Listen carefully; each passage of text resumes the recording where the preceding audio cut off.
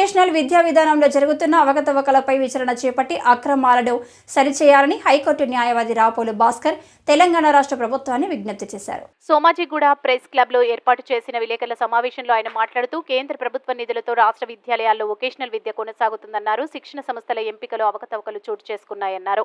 అర్హత లేని సంస్థలను శిక్షణ కోసం ఎంపిక చేసి తద్వారా కోట్లాది రూపాయలు దండుకున్నారనే ఆరోపణలు వెల్లువెత్తుతున్నాయని అన్నారు.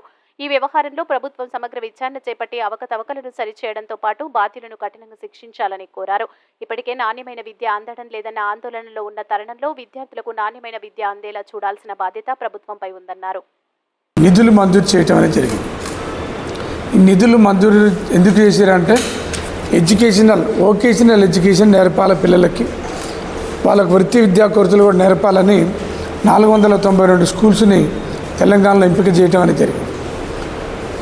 ఈ ఎంపిక చేసి స్కూల్స్లలో ట్రైనింగ్ ఇచ్చేటటువంటి బాధ్యతని కొన్ని ఏజెన్సీలకు ఇవ్వాలని కొన్ని వందల కోట్ల రూపాయలని కేటాయించడం అనేది జరిగింది.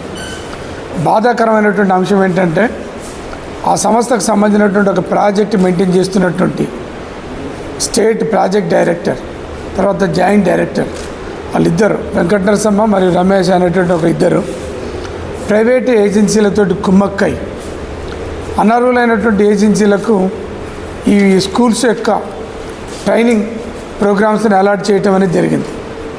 కొన్ని ట్రైనింగ్ ఏజెన్సీలని ఈ పనికిరావని బ్లాక్లో పెట్టినటువంటి ఏజెన్సీలకు ఈ ట్రైనింగ్ స్కూల్స్ అలాట్ చేయటం అనేది జరిగింది. మొత్తం పెద్ద ఎత్తున వందల కోట్ల రూపాయలు దీంట్లో మిస్యూటిలైజేషన్ అయినాయి.